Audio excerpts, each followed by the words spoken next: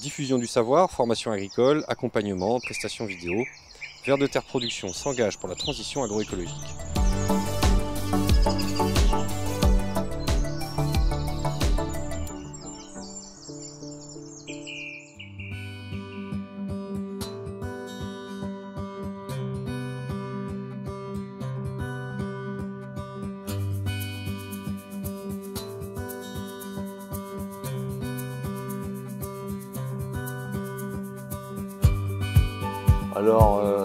C'est une ferme qui s'est créée en 1990 et on s'est mis à l'agriculture biologique en 1995 à peu près, ouais. Et donc nous à l'origine c'est une ferme qui faisait de l'arboriculture cédricole sur 39 hectares. Et puis dans les années 98 je crois, oui. 98-2000, on a retrouvé donc des terres supplémentaires autour de la ferme. Et donc on s'est lancé dans la production de pommes à couteau, de poires, de prunes. Enfin, on a généralisé la production de fruits.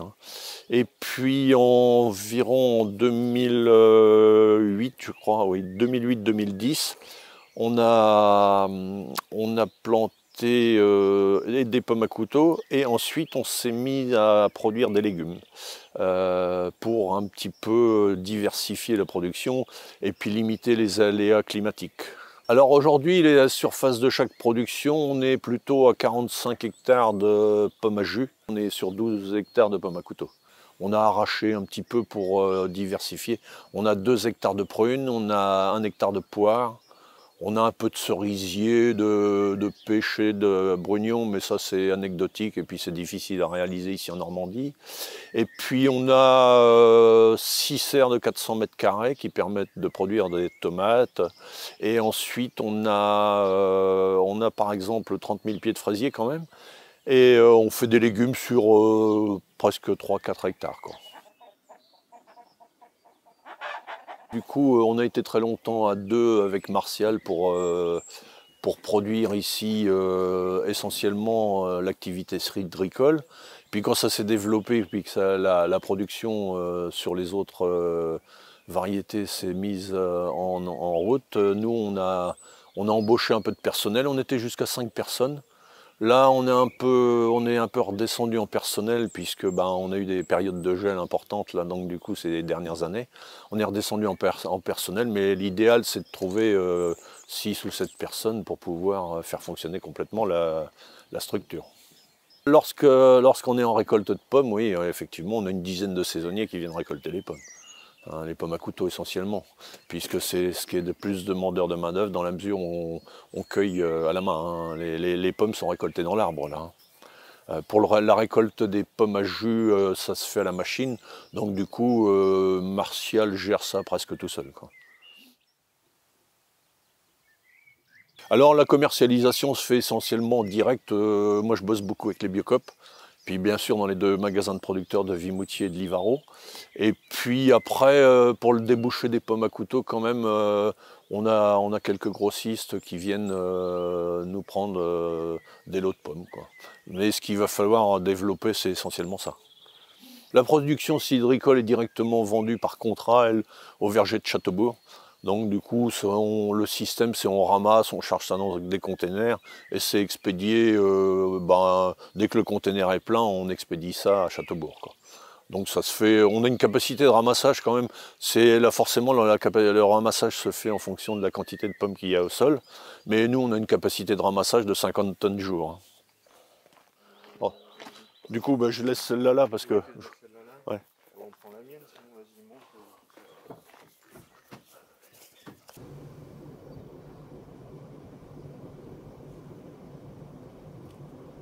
Alors on rentre là. Ah ouais. Il faudrait que je rediscute avec lui. C'est vrai que c'est un gars qui a bien bossé normalement. Va pas trop loin non plus. On va peut-être Oh. plutôt aller à pied un peu. Oui. Là, ceux-là, là, ils sont en train de défleurir, mais toi, il y a un peu de... Il y a quand même un petit peu de fleurs là-dedans. L'idée, quand on a commencé à faire de la pomme à couteau, c'était de se dire, puisque nous on travaillait avec un industriel de la pomme à qui on vend les pommes, et lui il fait du jus de pomme bio. L'idée nous c'était de se dire que ce gars-là faisait aussi de la compote, et donc nous l'idée c'était d'augmenter le marché. Donc du coup, les premières négociations avec ces gens-là, ça a été on va vous faire des prix très compétitifs, vous allez, vous allez bien vous porter avec ce qu'on va vous donner.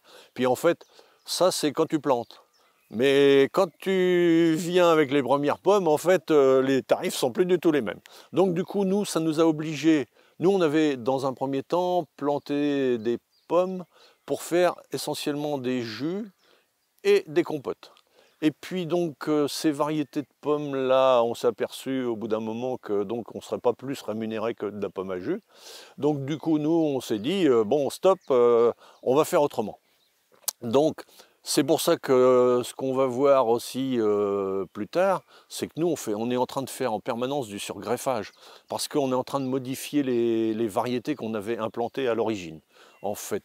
Alors en bio, il faut aussi savoir que il ne faut pas des variétés trop délicates pour pouvoir les conduire en bio.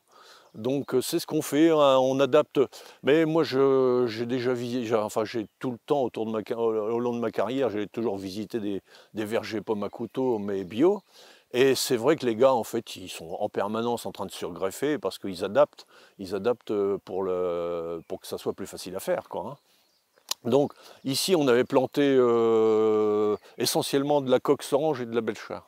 Bon, la coxe orange, il s'avère que c'est une pomme qui est extraordinaire. C'est 50% du marché hein, dans les magasins, la coxe. Mais pour le magasin, c'est-à-dire que donc du coup, nous, on doit fournir beaucoup de coques parce qu'il y en a peu qui fournissent des coques. Et après, nous, on est en train de limiter, de surgreffer par exemple des variétés comme belchar qui sont très délicates. C'est très délicat. Alors, ce sont des peaux jaunes. Donc, du coup, on se trouve avec des pommes qui ne sont pas très belles, même si elles sont excellentes. Hein. Mais le consommateur, lui, il ne les achète pas. Donc, du coup, nous, on est obligé de s'adapter à ça. Voilà ce qui se passe. Donc, mais là, on a, donc, sur ces 12 hectares, là, on a à peu près 8500 pommiers. Alors, au départ, on a supprimé 1000 coques qu'on a surgreffé avec 3 variétés différentes, parce que en fait, quand on vient vendre des pommes dans un magasin, si on a 5 variétés qui sont très bonnes et facilement vendables, en fait, ils te prennent 25 caisses. Mais si tu n'as qu'une variété, ils te prennent 5 caisses. Et donc, du coup, on avait à peu près 50% des pommes de notre verger, c'était les coques oranges.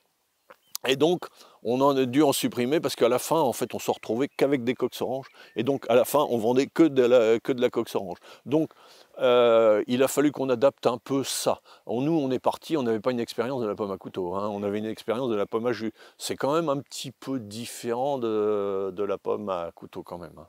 Voilà. Nous, ici, on a choisi ce qu'on appelle le 106. Hein.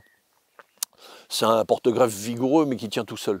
Le souci qu'on a là, c'est que c'est très drainant, il y a beaucoup de cailloux. Donc du coup, le pommier tient bien debout tout seul. Hein, parce que quand c'est un sol caillouteux comme ça, le pommier, ça lui plaît énormément. Sauf que pour enfoncer des tuteurs, c'est un autre problème.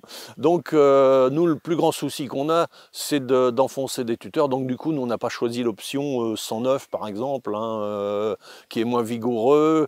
On met beaucoup plus de pommiers à l'hectare, on les resserre plus, mais on a une production plus importante. Donc du coup, nous, on a choisi cette version-là. C'était aussi cette version-là parce que justement, par rapport à ce que je vous expliquais tout à l'heure, la version industrielle, quoi. Donc voilà. Donc maintenant, comme on a changé, écoute, on a ça. Alors on les mène en axe comme ça. Là, le but de la manœuvre, c'est quand même d'enlever encore. Là, on n'est pas encore, on taille pas encore assez là. Hein. On en est, comme ils ont, ceux-là, ils ont 10 ans. Donc du coup, c'est la phase de construction encore. Là, ça va se terminer. Mais on commence quand même à tailler. Hein. Là, on commence à éliminer beaucoup de branches. On sait nous pertinemment que on a bien trop de branches hein, sur ces arbres-là. Voilà. Parce qu'il faut que ce soit facile à cueillir aussi, hein, le problème il est là. Sur un arbre comme ça, en fait, ce qu'il faut d'abord voir, c'est que les branches qu'on va garder doivent être à peu près toutes du même calibre, hein. En fait, là, ce qui est important, c'est de garder des branches de même calibre. Donc il faudra forcément éliminer toutes ces branches-là. Il faut aussi, de préférence, éliminer les adjacentes parce que, eh bien, ça fait trop d'ombre, hein. Il faut des arbres qui soient très très très lumineux. Donc du coup, il faut éliminer plein de choses, hein. Donc sur un arbre comme ça, c'est vrai que bah, celle-ci, elle n'est pas forcément bien placée. Là, il faudrait supprimer la moitié de celle-là. Bon, on est dans un pommier de quart, là, hein. Bon, après, il faut aussi limiter la hauteur, hein. C'est bien trop haut, hein. Donc il y a toutes ces choses-là à faire. Après, ça se fait ce qui est assez surprenant, c'est que ça se fait quand même au feeling, hein. Tu vois, tu le vois, et puis tu te dis, mais ça c'est l'expérience, hein. Tu le vois, tu te dis, bah on taille ça, ça et ça. Tu comprends bien qu'avec 8500 pommiers, faut pas passer non plus une demi-heure par pommier. Donc c'est ça le truc toujours, hein. C'est toujours ça. Après, en fonction de la variété, les tailles sont différentes aussi, hein. Il y a des variétés qui sont beaucoup plus poussantes, comme le coq, c'est très poussant. Ça, c'est relativement poussant, mais bon, bon, par exemple, bah, un truc qui est flagrant, celle-là ne devrait jamais être là, quoi, hein. Celle-là, elle emporte tout, elle pousse trop, elle est en plus dans l'axe du rang, donc du coup, quand le tracteur y passe, on pousse la branche, on secoue l'arbre, donc il faut éliminer forcément celle-là. L'idée, c'est quand même d'avoir des fruitières relativement à plat. Ça, c'est l'idée, en fait, hein. Et puis donc, à chaque fois, il faut une certaine hauteur entre chaque branche, mais un pommier comme ça, c'est capable de produire 70-80 kg, là, comme il est là. Donc c'est bien de trop. Donc il faut forcément supprimer de la hauteur et supprimer des branches, hein, dans tout ça. Il faut tout le temps éclaircir, quoi. Alors en fait, le surgreffage, hein, nous on prépare l'arbre au mois de janvier à peu près. On prépare l'arbre au mois de janvier en laissant des tire-sève. Donc ça s'appelle, c'est le tire-sève. Donc le gars qui fait le surgreffage, il vient, il recoupe la branche. Nous, on a aussi mis les greffons en réserve au frigo depuis le mois de janvier. Et donc ça se fait tout de suite au démarrage de la sève. Lui, il va couper, il va greffer, et puis je vais vous montrer le résultat sur un an, parce qu'on en a qui sont faites depuis un an. Alors ce qu'on peut voir, eh ben, effectivement, c'est que l'année dernière, on avait coupé cet arbre-là à ce niveau-là. Donc le surgreffeur, lui, il est venu mettre le greffon ici, hein, qui était de cette longueur-là. Donc le greffon a grossi, mais la pousse là, la pousse d'1 mètre à peu près, là, c'est la pousse de l'année. Alors nous, quand on fait un surgreffage comme ça, on laisse, hein, ce que je vous avais montré tout à l'heure, c'est on laisse des tire-sève. Hein, donc ça c'était les branches, hein, ça c'était les tire-sève. Et ce qu'il faut absolument faire après, une fois que l'arbre il commence, le greffon il commence à être à cette hauteur-là, il faut commencer à diminuer les tire-sève. Il ne faut pas les couper d'un seul coup, hein, pour engorger la greffe. Il faut donc commencer par les couper, ça se passe en 2-3 fois. En 2-3 fois, on commence à raccourcir les branches. Et là, l'hiver, on finit de les raccourcir complètement. Puis là, maintenant, le but de la manœuvre, ça va quand même être d'éviter que tout ça, ça démarre, hein. Donc il faut quand même que ce soit le greffon qui prenne toute la sève. Donc du coup, il faudra faire ça aussi, hein. Ça c'est une des... Mais là, et puis celui-là, là comme on a vu sur les autres, là, il va falloir assez vite qu'on les limite en hauteur pour pouvoir les cueillir facilement. Puis favoriser les... Là, on n'a pas encore fait, mais il va absolument falloir qu'on mette des tuteurs et un fil pour tenir le greffon. Il y a 3 ans, quand on en était à cette phase-là, mais qu'on avait des branches latérales, on avait déjà des pousses latérales au mois de juin. Fin juin, on a eu une tempête, un gros coup de vent, et donc on a dû venir en urgence couper toutes les branches pour pas qu'il y ait trop de prise au vent, quoi. Donc, parce qu'on n'avait pas encore installé les fils. Donc du coup, il faut qu'on vienne installer les fils aussi, là, hein, pour tenir ça. On greffe, pour faire simple, on greffe au début du mois de mai, hein. Et donc, je pense que début juillet, ça va être comme ça un petit peu. Enfin, ça va avoir des marais peut-être un peu. Ça va peut-être être comme ça quand même. Et donc à partir de là, dès que ça a bien démarré, que tu vois que la pousse est bien engagée, à partir de là, tu commences à réduire petit à petit pour L'idéal, ce serait, mais nous on n'a pas forcément le temps, mais l'idéal, ce serait de fin septembre d'arriver à un arbre comme ça, quoi. Hein. Nous, on a choisi des grands piquets et puis on en met, je sais pas, 5 ou 6. Là, sur une ligne comme ça, il faut 10-12 piquets. La hauteur est pas... Il n'y a pas besoin d'une très très grande hauteur quand même. Hein. Nous, on pense que un fil, un fil à cette hauteur-là, pour pas que la greffe elle bouge en coup de vent, ça doit suffire. Il y a une attache particulière? Ben oui, alors nous on a des attaches. J'ai un lot d'attaches, tu sais, des attaches larges, là, les bandes là, qu'on va mettre. Parce qu'en fait on avait mis de ce qu'on appelle le Scooby-Doo, là, tu sais, là, mais ça résiste pas trop à la pression, ça quand même. Donc du coup il faudrait quand même des trucs. Dans un premier temps, de toute façon, ça suffit hein, pour tenir une branche comme ça va suffire. Mais il faut quand même que ça soit mis. Une fois que ça va être en feuille, ça va commencer à être dangereux en fait. Hein. Parce qu'à chaque coup de vent, ça va bouger, quoi. Donc sinon, ce qu'on risque, c'est l'arrachage de la greffe. Hein. Ça, c'est fait depuis 3 ans. Donc le résultat, depuis 3 ans, hein, on a mis un greffon là.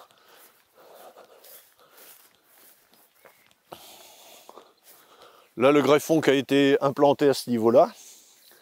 Et puis là, on a les arbres qui sont démarrés, là, qui sont pleines fleurs. Et on va devoir, vu la quantité de fleurs, on va devoir quand même en supprimer une bonne quantité. Il y a bien trop de fleurs sur des arbres comme ça. Mais déjà des arbres, celui-là est un peu plus petit, mais un peu plus loin, là, les arbres comme ça, c'est déjà capable de donner 10 à 15 kilos de pommes, hein, sans problème. Hein. Donc l'ancien arbre, il a quel âge? L'ancien arbre, il a 10 ans. Celui-là, il a 10 ans. Ça a 3 ans. Donc ça, c'est pas encore greffé. Je vais vous montrer ce qui est greffé depuis un an. Ça a bien poussé cette année parce qu'en fait, enfin l'année précédente bien sûr, parce que en fait il a plu beaucoup. Et donc du coup, ça a vraiment favorisé la pousse des arbres hein, cette année. On peut surgreffer jusqu'à un arbre de quel âge? Quel maximum? Après, plus c'est gros, plus tu dois mettre de greffons sur l'arbre. Pour recouvrir le bourrelet. Hein. Pour que tu n'aies pas de soucis, il faut vraiment que le bourrelet comme ça, là, il soit complet. Là maintenant, il n'y a plus de soucis d'arrachement de la greffe. Là. À ce niveau-là. C'est en fait ça qui est gênant. Et ça, c'est du surgreffage uniquement. Ouais, je crois que ça a 3 ans, ça. Non mais là, il faut qu'on les stoppe. Hein. Faut pas un truc comme ça, le technicien il dit un truc comme ça peut donner 25-30 kilos. Non, c'est super bien. Puis alors, tu vois, ce qu'on fait aussi, c'est pour les rendre plus florifères, on couche les branches comme ça. Les branches, une fois qu'elle est sous l'horizontale, elle est bloquée, et puis c'est bien. Donc la production d'un arbre, pour éviter l'alternance, il faut limiter la production de l'arbre, bien évidemment. Donc du coup, il faut imaginer que la production, c'est une ligne blanche. Si on est sous la ligne blanche, en fait, on se trouve avec une production régulière tous les ans, mais si on est au-dessus de la ligne blanche, on a une production d'une année sur 2.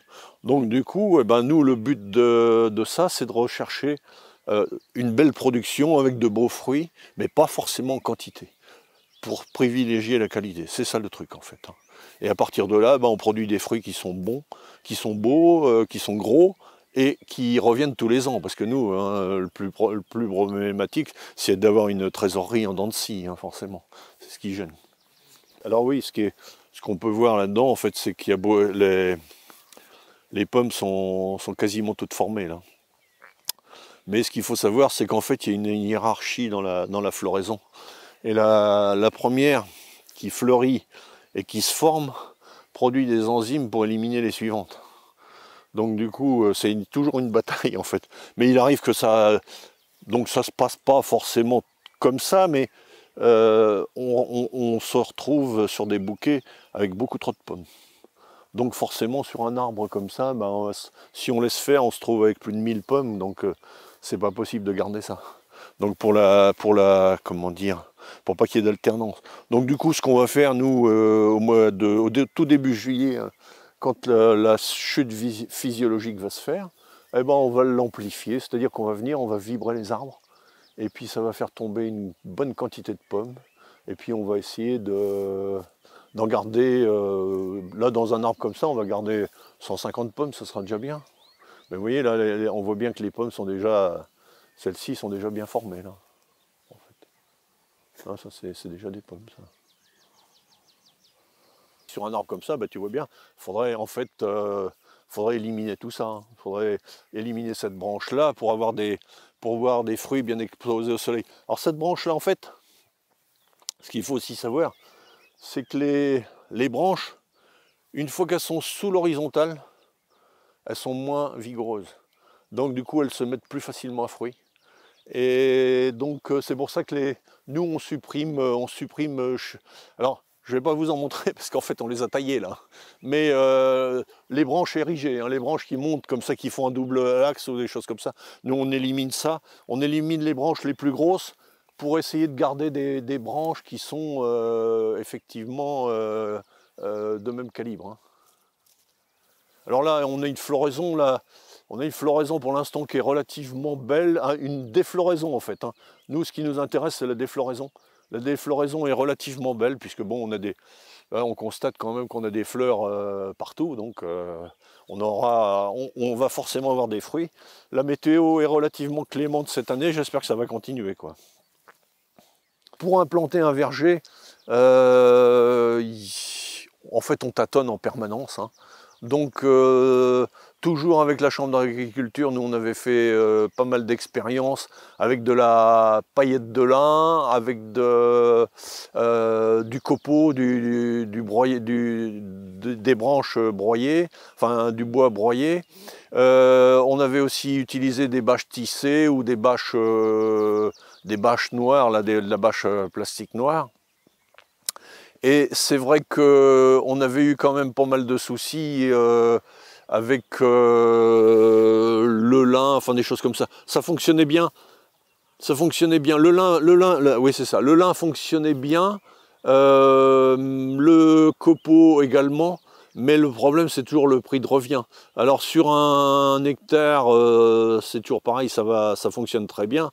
Le problème, c'est que sur 15 ou 20 hectares, on a tellement de kilomètres, il faut tellement de volume de paillettes de lin ou de copeaux que c'est hors de prix. Donc du coup, nous ici, on avait choisi la bâche noire, sur lequel on a implanté les pommiers, parce que la concurrence est énorme au départ, donc du coup il faut les 3-4 premières années, il faut forcément limiter la concurrence pour que les pommiers se développent.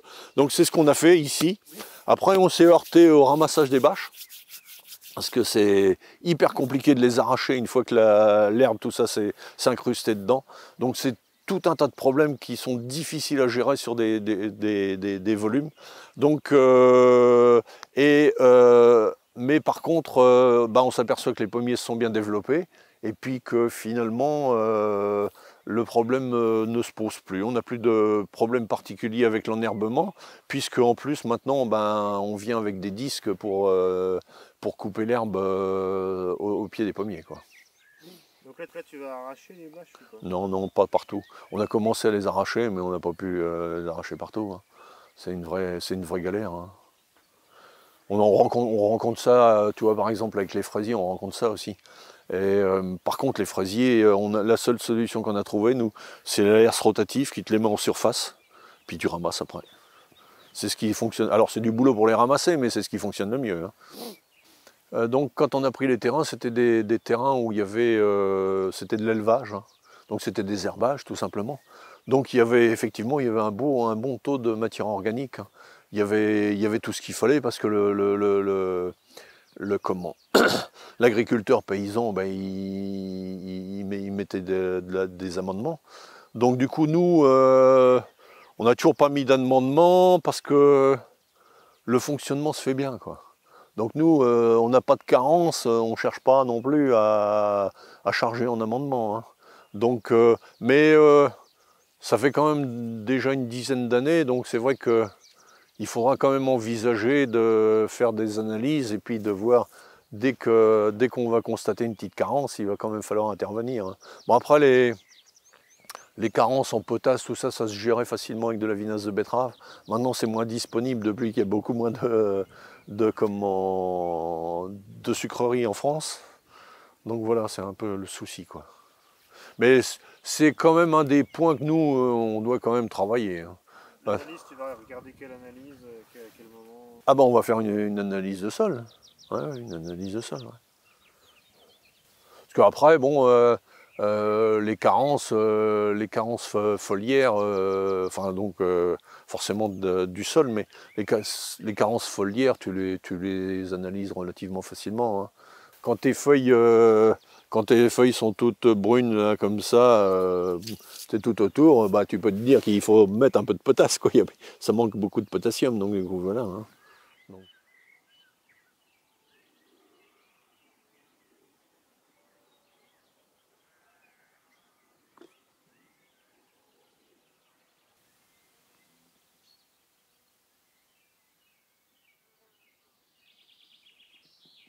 Sur l'enherbement, alors nous, le but de la manœuvre ici, nous, c'est de dégager suffisamment les lignes de pommiers.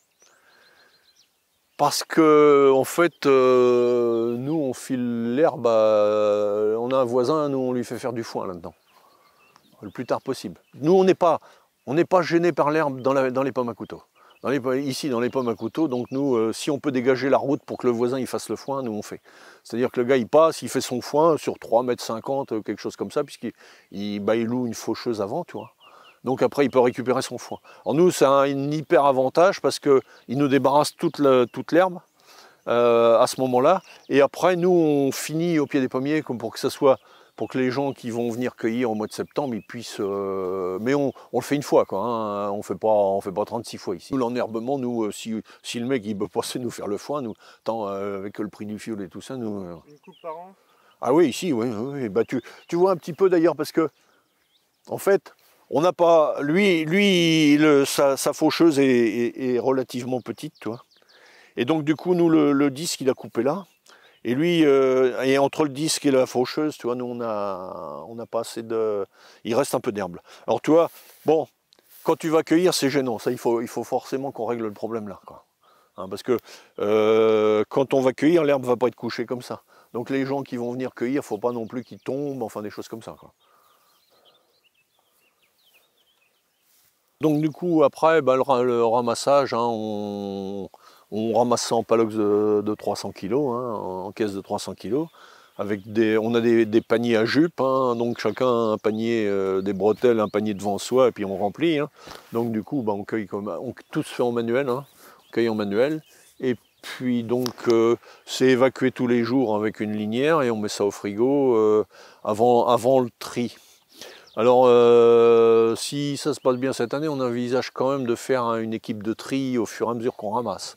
C'est-à-dire qu'on aurait une équipe de ramassage dans le champ et une équipe de tri à la ferme pour pouvoir écalibrer et tout de suite évacuer les rebus en pomme à jus, quoi. Donc ça, c'est ce qui est envisagé pour cette année, de façon à limiter la quantité de pommes gardées au frigo. Hein. Les pommes, nous on arrive à garder des pommes quasiment un an dans un frigo entre 3 et 4 degrés, quoi, sans rien faire d'autre. La période de récolte ici sur un verger comme ça, ouais, ça dépend bien entendu, c'est à 15 jours près en fonction des conditions météo, hein, mais c'est généralement 15-20 septembre jusqu'au début novembre. Hein, parce qu'il y a quand même 8500 pommiers à ramasser, donc voilà. Après,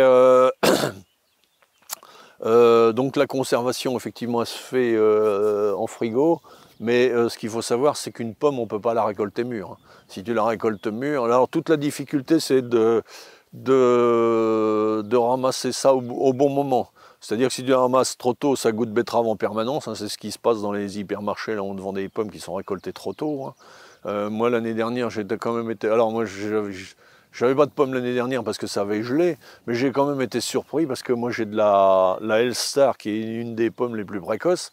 Et j'ai quand même réussi à trouver dans des Biocoop et envoyé par des centrales d'achat de chez Biocoop, hein, des Elstar, je les ai pas reconnues moi.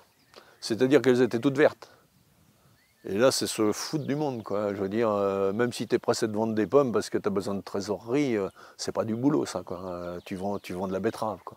Alors donc, du coup, l'idée, c'est quand même, il faut que les pommes soient colorées. Alors, bien sûr, on peut On peut toujours, les industriels utilisent de la production de pommes, hein, je parle, hein, utilisent des pénétromètres, des choses comme ça pour le test au Lugol, toutes ces choses-là pour pouvoir ramasser leurs pommes. Nous on fait un peu plus simplement, nous on fait le test au pinel, hein, c'est-à-dire qu'on vient avec le pinel au pied du pommier, on goûte les pommes, et puis on regarde déjà la couleur du pépin, c'est un minimum, hein, quand les pépins sont tout blancs, tu peux quand même oublier de ramasser ça.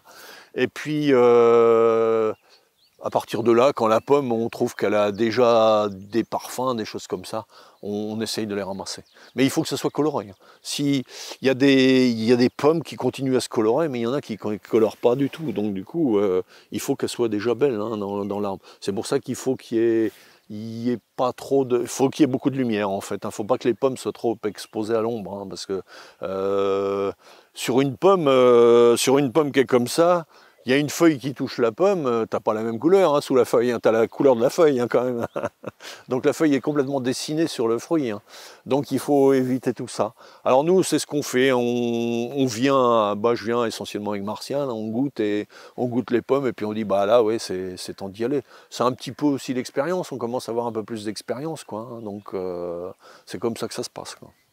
La récolte, elle se fait en plusieurs fois sur un... Non, on essaye de ne pas faire ça, parce que c'est trop compliqué, trop coûteux.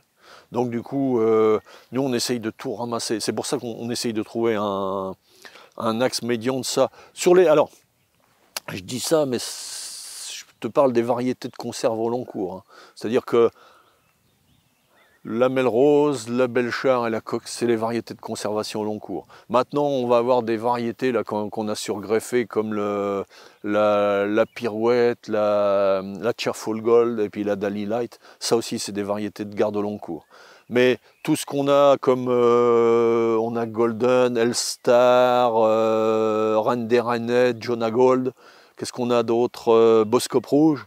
Ça, ce sont des variétés que nous, au fur et à mesure de la commande, on va chercher les caisses. Au début, au mois de septembre, octobre, là, c'est des relativement petites quantités. Donc du coup, nous, on a besoin, moi j'ai une commande de 15 caisses de pommes le matin, j'envoie les gars cueillir les 15 caisses de pommes dans l'arbre. Ce qui fait qu'on cueille les plus mûres, les plus belles. C'est vrai que quand par exemple la Golden qui est une pomme très décriée, parce que justement on la cueille tout le temps verte et puis qu'elle a goût de betterave parce qu'elle produit 80 tonnes hectares, enfin toutes ces choses-là. Nous, on a des Golden qui sont pas très nombreuses dans l'arbre, qui sont grosses comme ça et qui sont hyper colorées. Quand elles sont jaunes, rosées, tu vois, quand tu vas cueillir ça, effectivement, c'est super bon. Et donc, quand tu te pointes avec des caisses comme ça, c'est le même principe pour les prunes, hein. Nous, on fait comme ça pour les prunes aussi. Tu vas cueillir le fruit dans l'arbre et puis tu l'emmènes dans le magasin, tu es sûr d'une chose, c'est que c'est vendu, quoi. Donc voilà, c'est comme ça qu'on procède pour les variétés. Et où on a des faibles volumes, c'est-à-dire 1 ou 2 tonnes, ou voilà. Quand tu as la cox, quand tu ramasses 50 tonnes de cox, faut essayer de tout ramasser. C'est déjà un boulot énorme, hein. Tu as 3500 pommiers quand même. Faut les ramasser, comment dire, quand tu les ramasses, enfin je vais schématiser, mais en gros, pour les ramasser pas trop mûres, tu as 15 jours, quoi. Entre le moment où tu décides qu'elles sont pas trop mûres, mais suffisamment mûres pour être ramassées, et le moment où il ne faut pas qu'elles soient trop mûres pour se conserver, tu as 15 jours, quoi. Donc du coup, les 3500 pommiers, même s'ils ont 50 tonnes, il faut quand même que tu les ramasses dans les 2 semaines, quoi. Donc c'est ça le truc, quoi. C'est un petit peu... c'est pas compliqué, mais bon, ça demande une organisation avec pas trop d'incidents, quoi. Tu vois, c'est un peu ça, quoi. Sur des variétés de conservation au long cours, oui, on ramasse une seule fois, oui, tout à fait. Il y a 2 ans, on a ramassé 150 tonnes de pommes à peu près. Il y a 2 ans, il y avait 10 personnes pour ramasser ça, en permanence. Donc voilà, quoi. Alors, on a ramassé en quasiment 2 mois, là, hein, quand même. Alors pour les rendements, c'est pas encore. On est quand même. On arrive en phase de stabilisation là. Donc du coup, c'est vrai qu'au bout de 3 ans, tu ramasses 5 ou 6 tonnes de pommes sur les 12 hectares. Après, on monte un petit peu, mais il faut dire qu'au niveau du gel, on a quand même 3 incidents importants sur les 5 dernières années. Donc forcément, on a une expérience qui est pas bonne et puis un rendement qui est pas bon. Le seul vrai bon rendement qu'on a fait il y a 2 ans, en fait, où ça s'était bien passé, c'était un peu similaire comme météo. On avait, oui, on avait fait à peu près une douzaine de tonnes hectares, quoi. Donc, nous, c'est ce qu'on cherche, hein, en fait. Hein. On cherche à avoir un rendement correct qui nous permet de fonctionner, d'avoir plus de personnel, et puis voilà, quoi. Hein. Donc, Bon alors, la première étape dans la gestion des maladies, très tôt dans la saison, c'est l'entonome. On a des soucis ici, on a des soucis. L'entonome peut te faire une production 0. Hein. Donc, il faut forcément le gérer. Et on voit bien sur ce bouquet-là, hein, on a 2 fleurs qui sont atteintes là. Alors là, quand il y a 2 fleurs comme ça, ça reste dans le domaine de l'éclaircissage, donc du coup, c'est sympa, hein, parce que ça t'évite de gérer l'éclaircissage. Mais confier la gestion de l'éclaircissage aux entonomes, c'est pas raisonnable non plus, hein, puisque de toute façon, il peut te...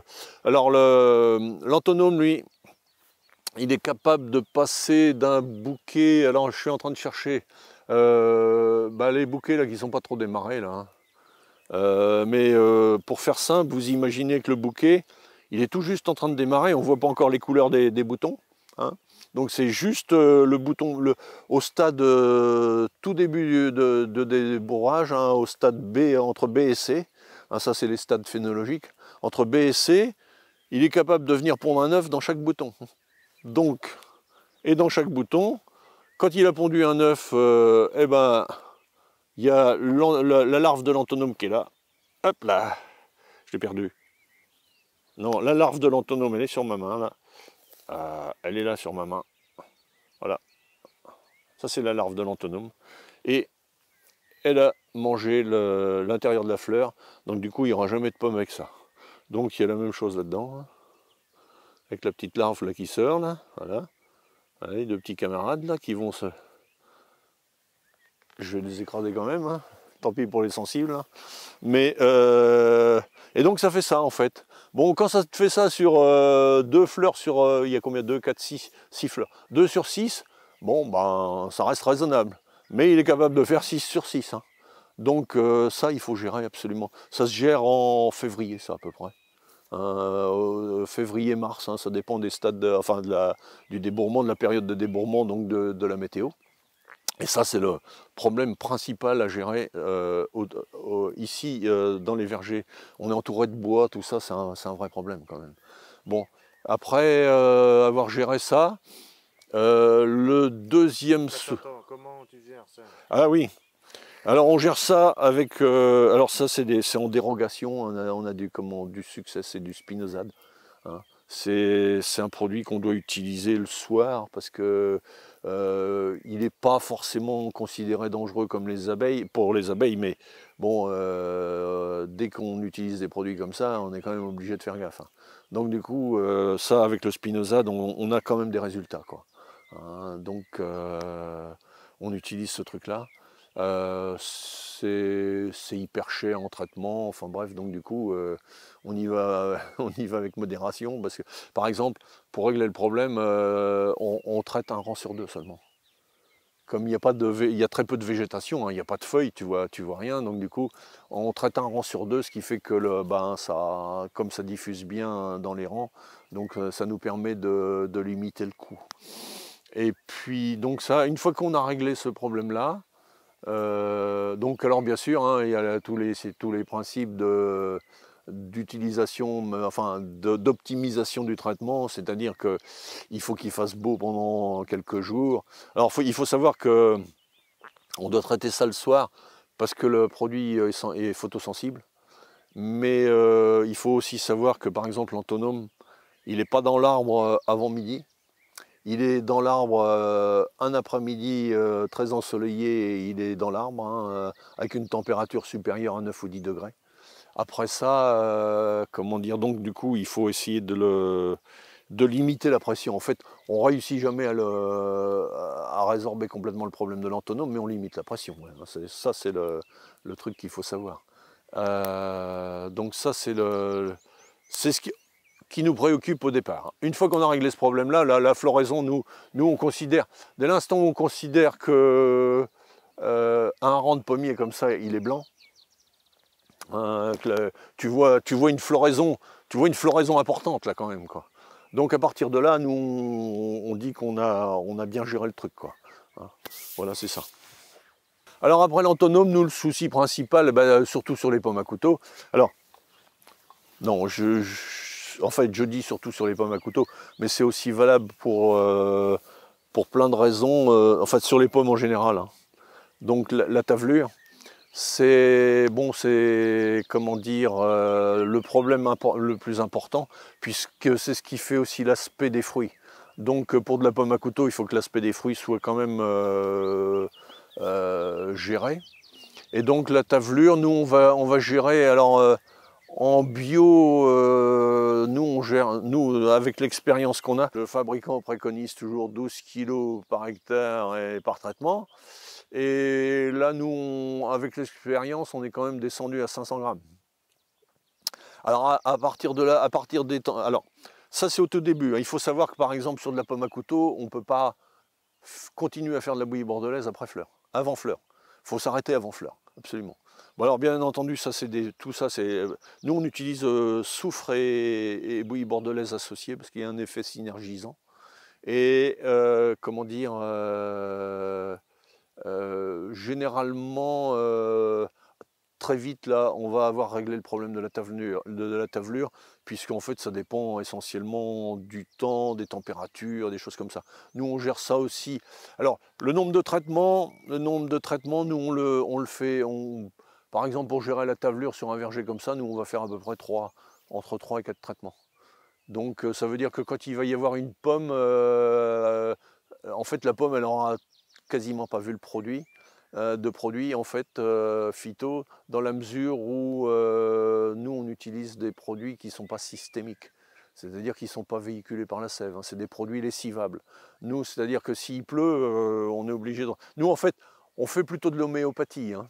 Donc c'est faible dose tout le temps, quoi. Et donc comme c'est lessivé, il faut gérer la météo. C'est pour ça qu'on a une station météo. Notre station météo, nous ne prévoit pas le temps, on s'en fiche complètement, nous. La station météo, il suffit de regarder la télé, hein, pour savoir les prévisions météo. Nous, en fait, ce qu'on gère, c'est l'humectation. L'humectation, c'est-à-dire la durée d'humectation, c'est le temps. Nous, c'est pour ça qu'on a des capteurs d'humidité à la station de météo. Dans le pommier, on a un capteur d'humidité qui nous dit, ça sèche en temps de temps. En fait, ce qui est important pour nous, c'est la durée de temps de séchage d'une feuille. Donc à partir de là, nous on analyse quand même la météo. C'est-à-dire que si nous on essaye de positionner le traitement au plus près de la pluie. C'est-à-dire que s'il pleut le jeudi, nous on va essayer de se positionner le mercredi au plus tard. Donc en prévention, toujours on fait toujours du préventif. On a bien sûr un curatif qui est la bouillie sulfocalcique, mais il faut l'utiliser à des doses importantes, enfin il faut l'utiliser à des bonnes doses quand même, puis ça a d'autres inconvénients, c'est très abrasif pour les tracteurs, pour les engins, enfin bref. Donc du coup on essaye de pas trop utiliser ces trucs-là, quoi. Et comment dire, donc ce qu'il faut savoir, c'est que une feuille ça pousse en 4 ou 5 jours. Donc du coup, nous, tout ce qu'on a protégé, quand on protège, nous, ça dure 4 ou 5 jours, ou alors ça dure le temps d'un lessivage s'il tombe plus de 15 mm d'eau. Donc du coup, pour nous, ce qui est favorable comme météo, c'est-à-dire alors, ce qui est facile pour nous, c'est d'avoir un temps très bien déterminé, c'est-à-dire bon, il va pleuvoir pendant une journée complète, et ça c'est facile pour nous, parce qu'on se dit on n'a pas le choix, il faut qu'on se positionne. Ce qui est plus compliqué, c'est un temps où on te dit il va sûrement pleuvoir, mais on ne sait pas quand. Parce qu'en fait, si c'est des averses, si les averses, c'est une averse le matin à 9 h, et puis que ça sèche toute la journée, nous on est tranquille, parce qu'on sait que ça a séché en très peu de temps. Après, il faut prendre en compte aussi les températures. C'est-à-dire qu'une feuille à 9 degrés, en dessous de 9 degrés, Une feuille peut être, rester humide pendant 3 jours, on s'en fiche un peu, il n'y aura pas de contamination. Mais à 25 degrés, elle a le droit d'être... il faut qu'elle soit sèche en moins de 4 heures. Hein. Donc forcément, le chantier, c'est pas le même. Hein. Le risque n'est pas le même. En fait, alors maintenant, avec les techniciens, on a maintenant ce qu'on appelle le RIM Pro. Hein. Donc du coup, c'est des avertissements agricoles qui te disent bon, le risque il est élevé. En dessous de tel risque, on ne traite pas. Au-dessus de tel risque pour la pomme à couteau. Le risque pour la pomme à couteau et la pomme à jus n'est pas le même. Hein, déjà. Donc du coup, en fonction de ce risque-là, nous, on prend la décision d'intervenir ou pas. Alors c'est vrai que de temps en temps, on essaye un peu de jouer. Hein. C'est un peu comme jouer au loto, tu gagnes ou tu perds, quoi. Mais c'est ça le principe, en fait. Hein.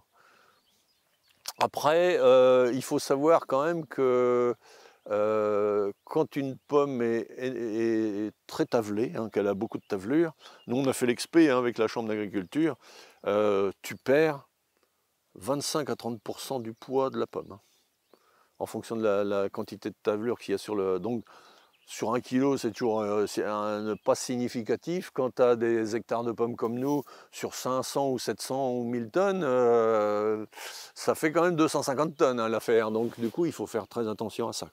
C'est ça qu'il faut gérer en priorité. Après, bien sûr, il y a d'autres soucis que la tavelure. Hein, mais quand le verger est à peu près géré, c'est ici, en général, c'est ce qu'on rencontre, quoi. Bon alors après les maladies, bah, effectivement il y a d'autres choses comme les oplocampes, après il y a des phytophages ou des choses comme ça, mais bon c'est pas très très important. Hein. Ah oui, le souci suivant ça peut être le puceron. Alors le puceron c'est très handicapant essentiellement pour des jeunes vergers comme ça. Sur les vergers pommes à jus où c'est des arbres très volumineux, en fait on ne gère pas la situation parce que c'est pas du tout problématique. Il y a un foyer dans l'arbre et puis ça s'arrête là. Sur des jeunes vergers comme ça, ceux-là sont déjà quasiment plus sensibles aux pucerons. Les surgreffages, là où c'est des jeunes pommiers, des jeunes pousses et tout ça, c'est un peu plus gênant parce que ça déforme complètement les branches. Donc à partir de là, il faut aussi gérer. Alors on a un produit qui est le Nimazal, qu'on doit mettre le soir aussi parce que c'est fragile à la lumière. Donc on met ça le soir. Mais la chose la plus importante, c'est en fait d'aller régulièrement dans les arbres et puis regarder les fondatrices. Il faut absolument placer ça avant l'enroulement des feuilles sur les fondatrices et à partir de là ça se gère à peu près bien quoi. Donc c'est ça le truc quoi. Sur des arbres qui sont très importants comme on pourra peut-être voir là dans les vergers pommes à jus, c'est pas problématique. On le gère pas en fait, hein. On le laisse faire. Hein. Voilà. Nous en fait on est en bio depuis 30 ans donc du coup nous on a une certaine quantité d'auxiliaires, on a même une quantité énorme d'auxiliaires hein, et une diversité très importante. Hein. Alors donc il y a énormément de choses qui luttent aussi contre le puceron, c'est tout ce qui est, alors les plus fameux c'est les coccinelles, bon après il y a les larves de cirf, enfin bref il y a énormément de choses qui luttent contre le puceron. On a aussi des problèmes, on en rencontre peu nous, hein, franchement c'est quand même relativement rare. On a aussi le problème des chenilles, c'est pour ça que il faut aussi favoriser dans le verger les boîtes à mésanges, les choses comme ça, hein, parce que une mésange, alors il n'y a pas que les mésanges hein, qui fonctionnent, qui prennent les chenilles, mais comment vous expliquer, nous, dans la cour de la ferme, on avait un nid de mésanges dans la vibreuse. On le savait parce que les mésanges piaillés, on les entendait hein, dans la poutre de la vibreuse. Et en fait, un matin, comme ça, on était en train de discuter avec des copains pas bien loin de la vibreuse, hein, comme on était ce matin en fait, hein, et toutes les 30 secondes, le mâle et la femelle alternent et viennent amener une chenille. Toutes les 30 secondes, toute la journée, comme ça. Donc c'est important. Là, on a plein de mésanges, on a plein d'oiseaux.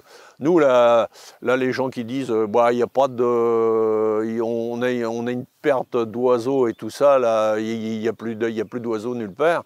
En fait, bah non, bah, là, on les entend déjà. Mais nous, ça fait 30 ans qu'on est en bio et forcément, ben, nous, tout ça, c'est préservé chez nous. Il y a eu des comptages de faits en LPO enfin, Non. Non. Par contre, il y a eu des...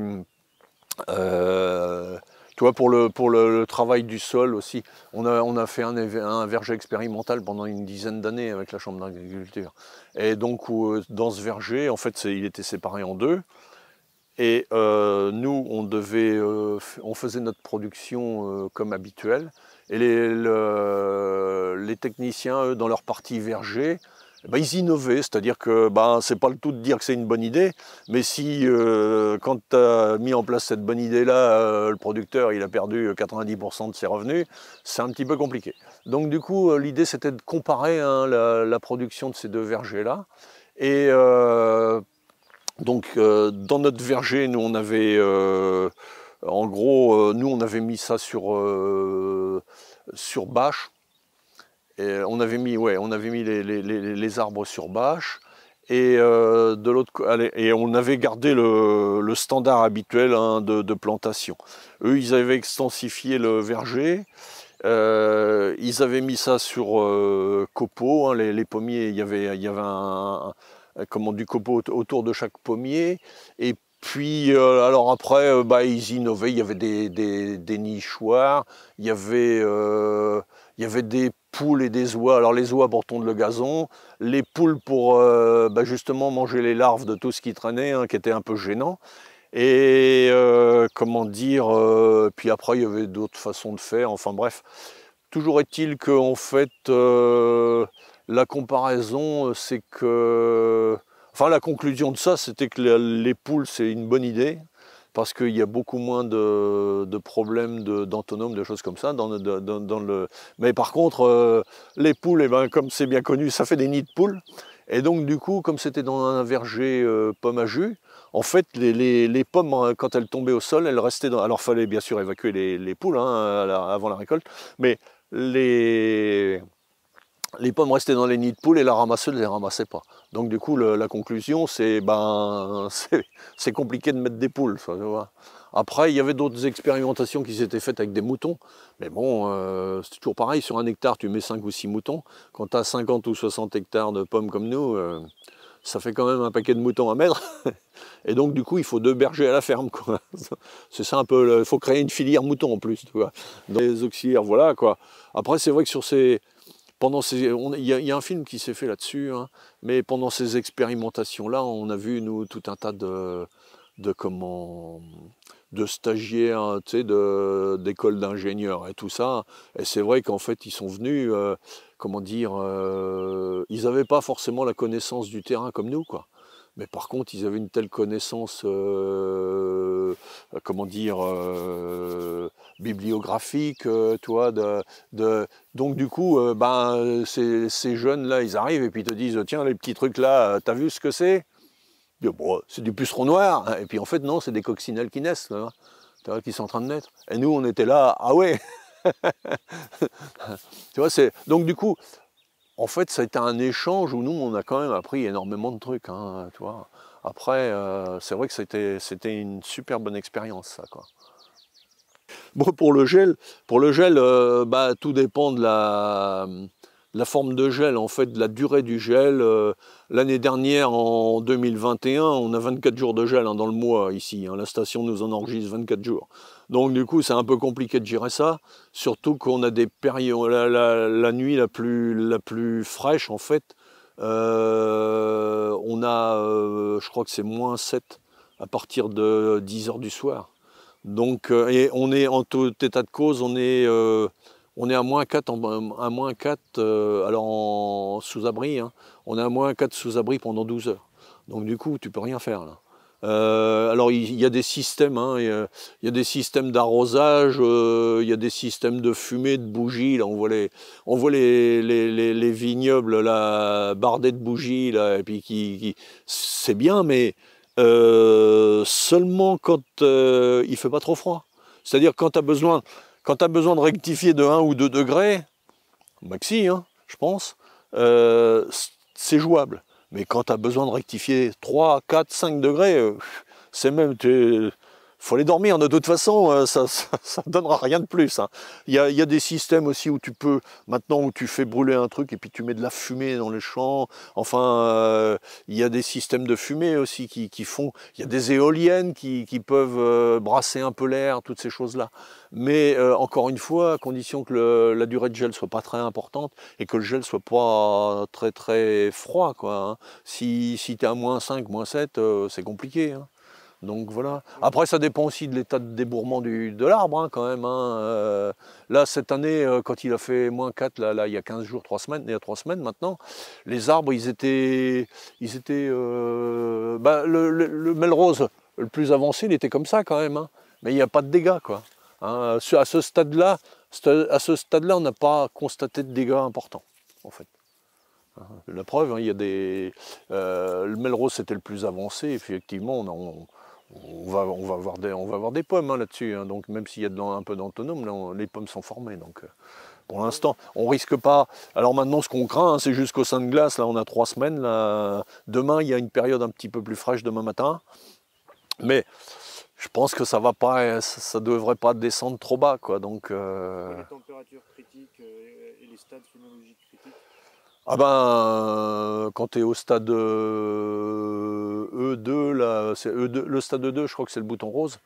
Ouais, c'est ça, c'est le bouton rose. Donc, à partir de là, oui, ça commence à être un peu critique. Hein. Quand c'est en pleine fleur, forcément.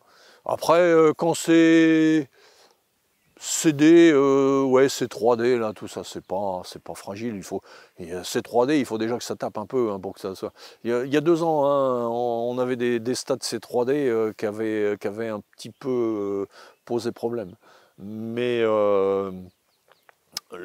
il faut qu'il fasse une température correcte. Ce qui nous fiche le bazar depuis 4 ou 5 ans, même si on s'en sort pas tout le temps trop mal, depuis 4 ou 5 ans, le problème c'est qu'on a une période d'été en février ou en mars, quoi. Donc une période d'été de 8 jours, l'année dernière, ce qui nous fiche le bazar dans la végétation, c'est que au mois du 15 au 25 mars, là, il fait 25 degrés. Donc du coup, toute la végétation qui doit se faire en 30 ou 40 jours, elle se fait en 3 ou 4 jours. Et puis à partir de là, une période d'hiver d'1 mois, et puis bah, t'es tranquille, il n'y a plus rien, quoi. Ça qui est un peu gênant, quoi. Mais c'est récurrent. Hein. Moi, dès le 1er mai, non, ça gèle le 1er avril l'année dernière. Dès le 1er avril, moi, je vais faire un tour dans le verger, je coupe les fleurs, je vois que les fleurs sont cramées, elles sont noires. Donc du coup, l'intérieur, hein, en fait, hein, quand on veut savoir si une pomme elle est en bon état ou pas, nous on vient, on fait ça. Hein. Voilà, c'est super vert. Hein. Là, il n'y a pas de souci, celle-là, elle est verte. Quand ça a gelé, c'est brun. Donc du coup, terminé, les cellules sont mortes, elles sont grillées, donc tu sais. Donc à partir du 1er avril, moi je sais que j'ai pas de revenus. Donc après, si je veux garder mes employés, c'est moi qui fais le tampon. C'est-à-dire que moi j'élague, je suis chargé depuis le 1er avril 2021 d'élaguer toutes les dépenses, quoi. Absolument toutes les dépenses. Donc du coup, tu commences par alléguer tout ce qui est assurance, tout ce qui sert à rien, ou à peu près, quoi. Et donc, quand on te dit, ben, vous inquiétez pas, quand le Premier ministre te dit, vous inquiétez pas, on va prendre tout en charge, et tout ça, bon, pour faire simple, nous, on n'avait pas le droit au Fonds national de garantie, puisqu'on n'avait plus d'assurance. Donc parce qu'il faut une assurance d'un bâtiment ou un truc comme ça, tu vois. Donc du coup, on n'a plus d'assurance, donc on n'a pas droit au fonds de garantie, puisqu'il faut un certificat d'assurance pour monter le dossier. Et la MSA te dit, bah ouais, mais on va vous supprimer les cotisations. Ouais, mais ils n'ont toujours pas bouclé le dossier depuis l'année dernière, quoi. Ils en sont toujours à se demander comment ils vont faire. Donc on est déjà, 1 an après, on n'a toujours pas un seul centime de cotisation sociale de supprimer, quoi. Donc en fait, l'idéal, c'est de pouvoir, enfin de s'organiser pour ne pas avoir recours à tous ces mécanismes-là. C'est-à-dire pas aller prêt à taux zéro, tout ça, tu fous le doigt dans des engrenages. Si tu peux, c'est d'éviter tout ça. Moi, à chaque fois j'ai eu relativement de chance, c'est-à-dire que j'ai pas eu 2 années de suite pour l'instant. Donc, ce qui fait que... Alors, après aussi, il faut être comment dire, modeste dans la dépense, c'est-à-dire qu'il faut toujours, quand tu fais une bonne année, il faut surtout te dire on va en mettre un peu de côté pour l'année suivante. Mais le problème que moi j'ai, c'est qu'en fait, je suis toujours en train de combler l'année d'avant, quoi. Ça c'est le vrai bordel en arbo, hein. C'est pour ça qu'en arbo, ici dans le coin, il n'y a quand même pas non plus des tonnes, hein, les mecs qui font de l'arbo. Mais le vrai problème, c'est que tu combles toujours l'année d'avant, quoi. Ça, pour l'instant, c'est ce qu'on n'arrive pas à faire, quoi. Alors, les cox, en fait, nous on les a choisis pour leur mauvaise nourrisson. Donc en fait, dans les vergers pomagus, c'est un peu différent. Dans la mesure où on a toujours le même porte-greffe, hein, parce que c'est le porte-greffe de base du verger à cidre. Donc la plantation, c'est en fonction de la morphologie des arbres, c'est entre 2,20 m et 2,50 m sur le rang. Et nous, sur tous les largeurs de rang, c'est 5,50 m, hein, pour les broyeurs, pour les machines, enfin toutes ces choses-là. Donc du coup, c'est le truc standard. À partir de là, on s'organise avec ça. Là, ce qu'on peut voir, c'est qu'en fait, une fois qu'on a taillé les arbres régulièrement, là, ça c'est des arbres qu'on avait quasiment complètement déshabillés parce que il y avait trop de végétation, donc on les a repris en main, on a déshabillé les arbres, et on se retrouve avec des arbres qui sont beaucoup plus éclaircis, mais qui ont suffisamment de végétation pour faire 25 tonnes hectares minimum, quoi. Donc ce qui nous convient bien, et ce qui permet une régularité de production. Donc du coup, ce qu'on voit, c'est que ces arbres-là, ils ont produit l'année dernière, et puis là, de nouveau, ils sont un peu tardifs, là, hein, parce que c'est une variété qui n'est pas très précoce, mais par contre, ils vont fleurir, et donc ils vont, je pense, si les conditions sont bonnes, ils vont nous reproduire de nouveau des arbres, donc des pommes, pardon. Mais en fait, on les avait taillés comme ça, les autres. Donc du coup, on revient avec ça a 2 ans, hein, de taille seulement. Donc du coup, en 2 ou 3 ans, tu récupères des arbres qui sont magnifiques et qui produisent. Donc surtout, le truc, c'est il faut absolument tailler, quoi. Ce qu'on a fait aussi, là on les a fait aussi, puis là on peut voir que ça a fleuri nettement plus, hein. Donc après, les conditions de... On est un peu moins, comment dire, acharné sur la... Enfin, je dis acharné, c'est pas le mot qui convient. Mais on met un peu moins de... On est un peu moins préoccupé par la tavelure là-dessus. S'il y a un peu de tavelure, c'est pas très gênant. Ce qu'il faut, c'est qu'il n'y en ait pas beaucoup, quoi. S'il y en a beaucoup, on a vraiment des soucis de production, de quantité. Ce qu'il faut savoir aussi, c'est avec toute l'expérimentation, c'est qu'en fait, avec toutes les expérimentations qu'on a faites, il ne faut jamais se précipiter à faire tomber les pommes au sol pour les ramasser. Il faut que ça soit toujours au bon moment. Hein, une pomme dans les 3 dernières semaines dans l'arbre, elle prend 25% de son poids, 25-30% de son poids aussi. Donc, t'imagines bien qu'une pomme qui a de la tavelure et que tu fais en plus tomber trop tôt, tu perds au moins 50% du poids. Donc il faut gérer tous ces trucs-là sérieusement, quoi. Mais il ne faut pas se précipiter au ramassage, hein. L'idéal, c'est de ramasser en plusieurs fois. C'est pas facile, hein. Quand tu as des surfaces comme nous, on ne peut pas faire. Mais l'idéal, c'est en fait de faire des passages au fur et à mesure de la chute. C'est de ne pas secouer les fruits, hein. Donc ça serait l'idéal, quoi. À la gestion de l'enherbement, nous, sur les surfaces comme ça, on commence jamais trop tôt. Parce que là, on voit bien, il y a plein de fleurs. Là, il y a des fleurs qui sont déjà complètement défleuries. Mais généralement, les prairies comme ça, c'est tout jaune et tout bleu. Tout jaune avec les pissenlits, tout bleu avec certaines fleurs, tout blanc avec d'autres. Et donc ça, on laisse faire. Et a priori, après, en fait, quand ça va être... L'idéal, c'est de commencer avant que ça soit trop dense, de façon à ce que le tracteur puisse faire le boulot, hein, quand même, hein. Ça, c'est le truc. Après...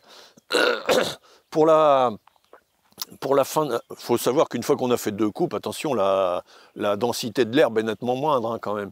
Donc ce qu'il faut savoir, c'est que nous, il faut qu'on arrive quand même avec un gazon relativement propre, sans foin. Il faut que nous on arrive sans foin parce que pour le ramassage ça complique trop le ramassage et on a trop de pertes de pommes. Donc il faut que ça soit quand même à peu près bien entretenu, quoi. Alors justement on a des poires qui ont des soucis là. On ne sait pas si c'est le gel ou des choses comme ça, mais ça va pas bien fonctionner. Les poires elles sont moches là, de toute façon, donc voilà. Et là nous là en fait on a Marion qui est une technicienne là, qui vient s'occuper des cécidomies sur poire. Donc elle a fait une expérimentation avec des bandes collantes pour essayer de choper les larves, enfin le début des... Et donc pour voir un petit peu quel est l'impact. Alors là par contre on a fait un peu d'amendement, hein. Tout ça le gel, là, on voit que ça ne tient pas à cause du gel. Hein. Je ne suis pas sûr qu'on fasse une grosse récolte. Hein. Peut-être que ça va y aller, mais ça me surprend parce que c'est pas parti. Ça, quand c'est un peu difforme comme ça, on oublie tout de suite, ça a pris un coup de gel et puis ben, à mon avis, ça va pas faire une belle poire. Hein. Donc voilà quoi. Et puis bah, les pruniers, c'est relativement simple, il n'y a plus rien. Donc un prunier, c'est un prunier. Non, mais c'est gelé complètement. Par contre, là, en fait, alors c'est un peu plus compliqué, hein, les poiriers. On est encore en taille de formation, là. Et puis, ce qui est compliqué surtout sur le poirier, c'est la cueillette. C'est le bon moment, parce que tu vois bien que dans les magasins, la plupart du temps, quand tu as de la conférence, c'est de la conférence, c'est de la betterave, quoi. Je veux dire, elles n'ont aucun goût, elles sont cueillies trop vertes, et tu peux les garder 6 mois, de toute façon, elles vont faner, c'est tout ce que ça va faire. Alors moi, j'essaye effectivement, quand j'en ai, je viens les cueillir dans l'arbre pour les vendre tout de suite, quoi. Alors je les cueille mûrs, mais ça veut dire qu'il faut avoir plein de magasins où tu les vends en 15 jours, quoi. Parce que si tu as le malheur de les garder après, ben, elles vont devenir blettes et tout ça. Enfin bref, la poire, c'est pas facile à faire. Pour ça qu'ils n'en font pas non plus des quantités, quoi. Voilà, c'est comme ça, quoi. Alors ça, c'est pour faire un peu de copeaux.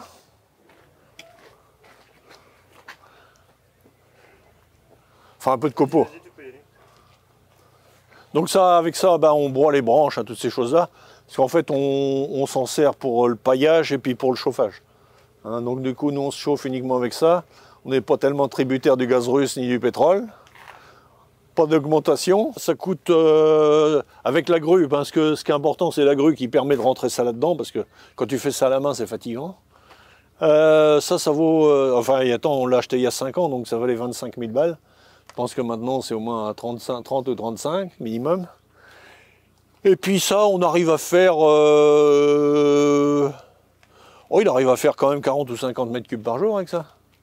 Ça dépend en fait, hein, parce que ça dépend si tu passes de la branche de pommier de la taille ou si tu passes de la branche de haie. Hein.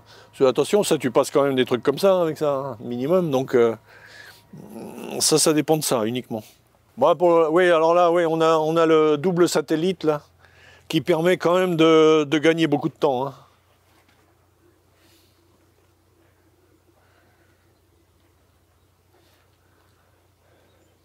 Parce qu'en fait, ça fait les deux. Enfin, tu fais un rang complet à chaque fois, en fait, pour résumer. Ouais, je crois qu'il doit faire 2 hectares à l'heure quand même. Hein. Il me semble que c'est ça. En fait, le principe, c'est on vide les pommes là. On enlève ici. On enlève ici les feuilles, les branches et puis les herbes, enfin des choses comme ça. Donc ça, c'est parti là. Là, ici, dans le bac à eau, tu as le tapis inverseur là, qui renlève tout ce qui est cailloux, terre, et une partie des pommes pourries. Donc, comme les pommes flottent entre 2 eaux, on a un moulinet qui nous sort les pommes là. Elles sont envoyées sur un tapis trieur. En fonction de la quantité de pommes pourries, on est à 1, 2 ou 3 ici. Et puis en fait, ça monte après dans la sauterelle, qui est avec une tête orientable, qui nous envoie en fait il y a 2 containers qui sont là. Donc à chaque fois on charge les 2 containers. Voilà. Donc les déchets repartent de l'autre côté, ils sont réévacués comme ça. La machine à récolter là. Ouais, elle est là. Alors attends, on va passer de l'autre côté. Là on est en train de... elle a fini la saison, donc du coup là il faut la reconfigurer.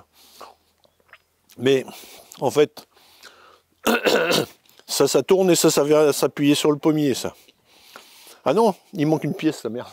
En fait, il y a un arc de cercle ici qui vient décaler ça sur le pommier. Donc ça s'appuie sur le pommier. Les palettes là, comme elles sont très souples, elles viennent s'effacer sur le pommier et ça te met les pommes ici. Et donc la soufflerie qui est là-bas te repousse de l'autre côté du tronc les pommes. Ce qui fait qu'en fait, et ça c'est avalé par pincement. Les pommes sont montées ici. Les pommes sont montées ici. Ça bloque les pommes qui continuent leur route jusque dans la benne. Et là, les feuilles passent dessous et sont rejetées à l'arrière. Ah ben ça vaut quand même... maintenant, ça vaut quand même 100 000 €, ça. Nous, ça fait 12 ou 13 ans qu'on l'a. On l'avait payé 60 000 €. Et ça ne se fabrique plus, d'ailleurs. Mais bon, moi, j'ai la chance d'avoir Martial qui entretient ça. Et puis, donc, du coup, comme ça, plus tellement de secret pour lui. À part le système hydraulique, tout le restant, c'est des roulements, de la ferraille, des choses comme ça. Donc du coup, on entretient nous-mêmes la machine. Et dans la trémie, tu mets 3 tonnes de pommes. En gros, tu fais un rang, quoi. Quand il y a des pommes, tu fais un rang, enfin un demi-rang. Hein. Tu arrives au bout du rang et puis tu repars dans l'autre sens, quoi. Donc l'idéal, c'est pour ça qu'on a des petites bennes. On met des bennes dans le bas, des bennes dans le haut. Et puis quand il y a de la pomme, il vide à chaque tour, quoi. Alors on a fermé un peu, histoire de ne pas avoir trop froid. Mais sinon, tu mets un palox là. Alors normalement, là ici, il va un vide palox. Mais bon, il faut pouvoir acheter le vide palox. Hein. Donc pour l'instant, on vide ça à la main. Mais on vide les palox, on les met là. On a une rampe à eau ici qui humidifie les pommes. Donc du coup, c'est brossé là, directement. C'est assaini en fait. Hein, parce que quand il y a de la... tu sais, il peut y avoir de la maladie de la suie, là où il y a une pellicule grisâtre qui est sur les pommes et tout ça. Donc c'est assaini ici, c'est envoyé là, c'est calibré là. Hein, on peut donner 6 calibres différents. Donc c'est calibré là. Après, tu mets soit en caisse, soit en palox, hein, tu choisis. Quand on calibre en grande quantité, on remet directement en palox. Donc de façon à ce que ça reparte à la chambre froide. Et puis ben, la chambre froide, elle est par là. Faites gaffe aux marches là par contre, parce que c'est pas encore fini. Hein.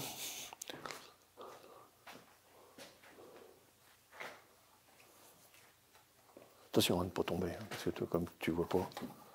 Voilà. Alors donc ici, ben, on conserve les dernières pommes. Hein, là, ça va se terminer. Là, on a. Ça, c'est les pommes qu'on conserve là. Il nous reste 2, 4, 6, 7 palox, il reste 2 tonnes de pommes, quoi. On peut les conserver quasiment 1 an.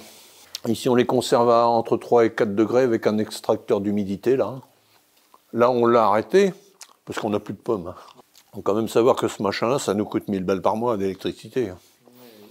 Donc, on a à peine 1000 € de pommes là, donc tu comprends bien qu'on ne le fait plus fonctionner, là. Comme on envoie le restant, là, on va l'envoyer à la compote, on ne se pose plus de problème. On va trier. Là, 15 mai, il n'y a plus rien, là. Donc, on arrête de trier. Notre acheteur de pommes à compote, il nous en prend 2 tonnes par mois. Donc, moi, je préfère perdre 1 € du kilo. Je vais quand même être gagnant plutôt que de garder ça sous électricité, enfin sous groupe froid, quoi. Hein, c'est ça en fait. Hein, à la fin, au bout d'un moment, quand il n'y a plus assez de pommes dans la chambre, il faut arrêter, quoi. Hein, il faut arrêter le froid. Hein.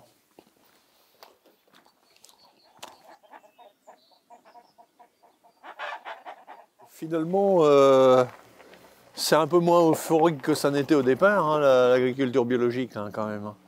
Parce qu'on s'aperçoit qu'en fait, les industriels de la pomme ont converti leur verger tout en conservant leur pratique, hein, c'est-à-dire qu'ils conservent les 40 ou 50 traitements de pommes à couteau comme d'habitude, sauf qu'ils utilisent de la bouillie bordelaise et du cuivre, hein, et du soufre, pardon, en association, puisque nous maintenant on a mis en évidence que ça marchait bien. Mais donc du coup on va se trouver certainement heurté à un problème de prix et puis de marché, hein, important même. Et puis, mais ce qui est à peu près identique aussi en légumes, hein, où en légumes ça commence aussi à se tasser un peu. Hein. Donc il y a des vraies interrogations sur la poursuite là. Hein. Donc c'est pas forcément tout simple et tout rose, quoi. Eh ben écoute, moi la reprise, ce serait, moi je vois ça un peu différemment, c'est-à-dire que je pense qu'il faudrait que je suis en train d'essayer de créer une équipe de jeunes. Donc j'en ai 3 là qui sont pour l'instant, mais il m'en faudrait au moins 5 ou 6. Hein. Et puis, je sais pas, faire une coopérative ou un truc comme ça avec eux, je sais pas encore trop la finalité, mais moi je verrais ça plutôt que ça comme ça, où t'es pas forcément salarié, ça peut l'être, mais t'es pas forcément salarié, et puis tu fais pas forcément 35 heures, quoi, parce que sinon ça va être compliqué dans la mesure où moi j'ai toujours fait plutôt 70 ou 80, 85. Forcément, il faut qu'on adapte ça. Tout est ouvert, quoi, je veux dire. Hein, mais le but de la manœuvre, c'est quand même que moi je bosse un peu moins, quoi.